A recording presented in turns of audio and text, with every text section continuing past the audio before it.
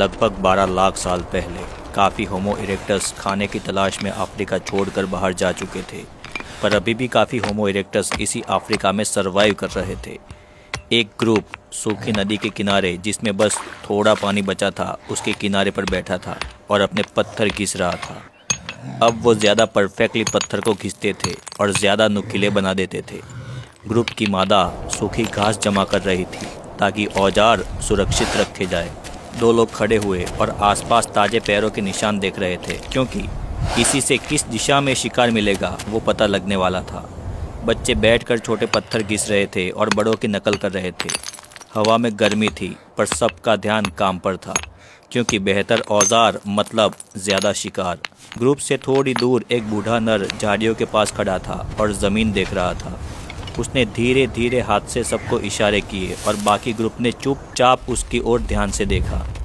कुछ छोटे हिरन नदी के किनारे पानी पी रहे थे। दो जवान हाथ में नुकीले पत्थर लिए धीरे धीरे आगे बढ़े। उन्होंने हिरन के झुंड को घेरना शुरू कर दिया। बच्चे चुपके से बड़े लोगों को देख रहे थे कि कैसे ये लोग शिकार कर रहे हैं। ग्रुप ने एक कमज़ोर हिरन को घेरना शुरू कर दिया और नज़दीक जाकर उस पर हमला करके उसे पकड़ लिया। ये था उनका पहला आज का शिकार। सब ने उसे खाना शुरू कर दिया। औजार से उसकी खाल उतारी गई, जिसे वो अपनी बॉडी पर लपेट देते थे। औरतें हड्डियों से बोन मैरो निकालती और बच्चों को खिलाती। सब लोगों का पेट अब भर चुका था, पर थोड़ा खाना अभी भी बचा था। इस बचे हुए खाने को सब ने उठाया और अपने साथ लेकर आगे चलने लगा। चलते चलते शाम हो गई थी। सब लोग एक गुफा के पास पहुँचे। तभी आसमान में एक बिजली चमकी और एक बड़ा सूखा पेड़ जलने लगा। बूढ़ा नर इसी वक्त का तो इंतज़ार कर रहा था। उसने तुरंत जहाँ पर आग लगी थी वहाँ दौड़ लगाई और एक जलती लकड़ी को लेकर गुफा में आकर उस जलती लकड़ी को बीच में रख दी। इसको पता था कि आग को जलाए रखने के लिए सूखी घास और लकड़ी की ज़रूरत होती है। दो नर सूखी घास और लकड़ियाँ इकट्ठा करके लाए। अब धीरे धीरे उन्होंने आग में सूखी लकड़ियाँ डालना शुरू कर दिया और आग को जलाए रखा। ग्रुप ने अपना बचा कुचा मांस निकाला और उसे आग में थोड़ा भुना, फिर उसे खाया गया। भुना हुआ मांस काफ़ी टेस्टी होता है और सेहत के लिए भी अच्छा होता है। दो लोग जाग रहे थे और बाकी सब लोग सो गए।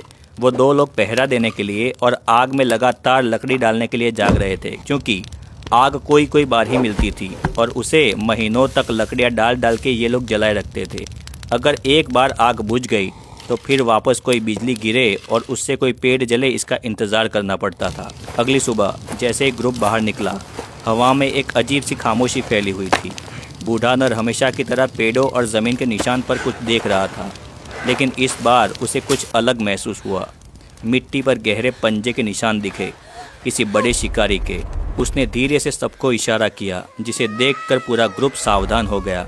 बच्चे तुरंत मादाओं के पीछे छिप गए। दो जवान आग के पास गए और आग में जलती हुई लकड़ी थी वो उठा के ले आए। अचानक झाड़ियों के पीछे से सूखी पत्तियों की तेज़ आवाज़ आई और उसके अगले ही पल एक बड़ा सैबर टूथ कैट वहाँ से बाहर निकल आया। बूढ़े नर ने इशारा किया और जवान लोग तुरंत फैल गए ताकि शिकारी किसी एक डायरेक्शन पर फोकस ना कर सके। कुछ जवानों ने जलती लकड़ियाँ को आगे लहराया और कुछ लोगों ने नुकीले पत्थर उठा लिए। जैसे ही शिकारी आगे आया, वैसे ही जलती लकड़ी उसके मुंह पर मारी गई, जिसके कारण वो भाग गया। अभी शिकारी भागा ही था कि मादा के पीछे छिपे बच्चे के पास एक बड़ा अजगर आ चुका था और उसने उस बच्चे के पैर को जकड़ लिया था। तुरंत सब ने उस अजगर को पकड़ लिया और उस बच्चे को छुड़ाया, फिर उसे नुकीले पत्थरों से मार गिराया।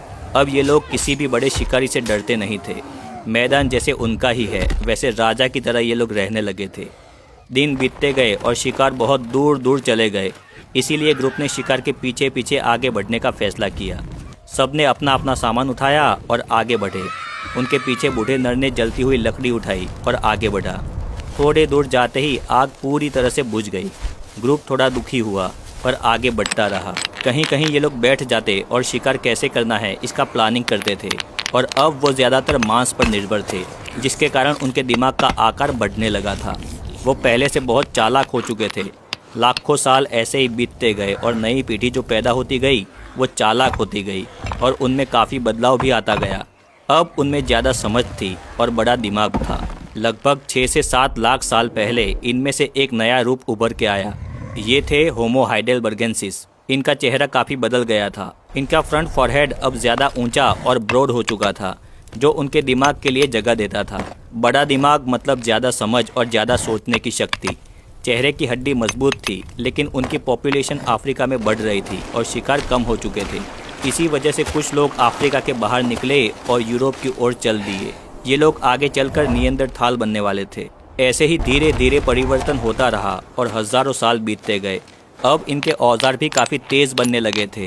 वो लोग लकड़ी के एंड पर तेज़ पत्थर को लगा देते और यहाँ से भाला बनाने की शुरुआत हुई। आज से लगभग 4 लाख साल पहले ग्रुप एक गुफा में बैठा था। दिमाग पहले से बहुत तेज़ हो चुका था। एक बूढ़े नर ने सोचा कि बिजली होने पर सूखे पेड़ जल जाते हैं और ऐसी ही चिंगारी औजार बनाते वक्त 2 पत्थर टकराने से होती है। उस बूढ़े नर ने सूखी घास को लेकर बीच में रखा और उसके ऊपर 2 पत्थर टकराए। चिंगारी उठी। 2-3 बार ट्राई करने के बाद सूखी घास ने आग पकड़ ली। सब लोग इस आग को देखकर खुश हुए, क्योंकि इतिहास में पहली बार इंसान ने आग जलाई थी। अब ग्रुप के सभी लोग 2 पत्थर लेकर आग जलाने की प्रैक्टिस करने लगे। बच्चे इन्हें देखते रहते। अब इंसान आग जलाना सीख चुके थे, पर अभी भी भाषा बोलना नहीं सीखा था। धीरे धीरे पीढ़ियाँ गुजरती गई और बच्चे और डेवलप होते गए। अब टाइम आ गया था। लाखों साल का इंतज़ार खत्म हुआ और लगभग 3 से 3.5 लाख साल पहले कुछ लोग ज़्यादा एडवांस हो गए। उनके दिमाग के साइज़ में और ग्रोथ हुई। अब उनमें कॉम्प्लेक्स सोच, प्रॉब्लम सॉल्विंग और बातचीत करने के लिए इशारे करने और उन्हें समझने की सूझबूझ डेवलप हो चुकी थी। ये थे होमो सैपियंस, यानी पूरी तरह से इंसान। तेज़ दिमाग वाले, सबसे चालाक। बंदर में से अब पूरी तरह से इंसानी रूप धरती पर बन चुका था। अब ये बोलना शुरू करने वाले थे। लगभग 2 से 3 लाख साल पहले इंसानों ने बोलने की शुरुआत कर दी थी। सुबह का वक्त था। गुफा के बाहर छोटे बच्चे और कुछ जवान लोग एक दूसरे के साथ इशारों के साथ साथ अजीब आवाज़ों से बात कर रहे थे। एक बच्चा दिखा था कि कैसे छोटे पत्थर से टूल बनाए जाते हैं और एक जवान अपनी आवाज़ में ध्यान से घिसो जैसा कोई अलग टोन निकालता था। ये सिर्फ शब्द नहीं थे, बल्कि एक प्रोटो लैंग्वेज का शुरुआती रूप था। जैसे जैसे दिन गुजरते रहे, इंसानों ने इस आवाज़ को और साफ साफ बोलना शुरू कर दिया। एक दिन जवान ने एक शिकार देखा, तो उसने कोई अलग ही आवाज़ निकालकर सबको बताया कि शिकार यहाँ पर मौजूद है। इससे पहले ये लोग सिर्फ चीखते और गुर्राते थे, पर अभी इंसानों ने टूटा फूटा सही पर बोलना स्टार्ट कर दिया था, जिसकी वजह से शिकार और भी आसान हो गया। वो टीम वर्क और प्लानिंग में मास्टर बन चुके थे। भाषा के विकास के साथ साथ होमो सैपियंस में अब सिर्फ जिंदा रहने से ज़्यादा सोचने की कैपेसिटी आ चुकी थी। लगभग 1 लाख साल पहले 3 लोग शिकार लेके अपने कैंप के पास पहुँचे। मादा ने 2 पत्थर घिसकर आग लगाई और मांस को आग पर भूना। सबको एक एक टुकड़ा खाने के लिए दिया। तभी एक बूढ़ा इंसान, जिसकी उम्र ज़्यादा हो गई थी, वो गिर गया और उसकी मौत हो गई। सब ने उसको उठाया और एक जगह लेटा दिया। उसके बाद ग्रुप के कुछ लोगों ने अपने शार्प औजार से बाजू में एक गड्ढा खोदना शुरू कर दिया। गड्ढा खोदने के बाद उस बुजुर्ग की लाश को इंसानों ने उठाया और गड्ढे में दफनाया।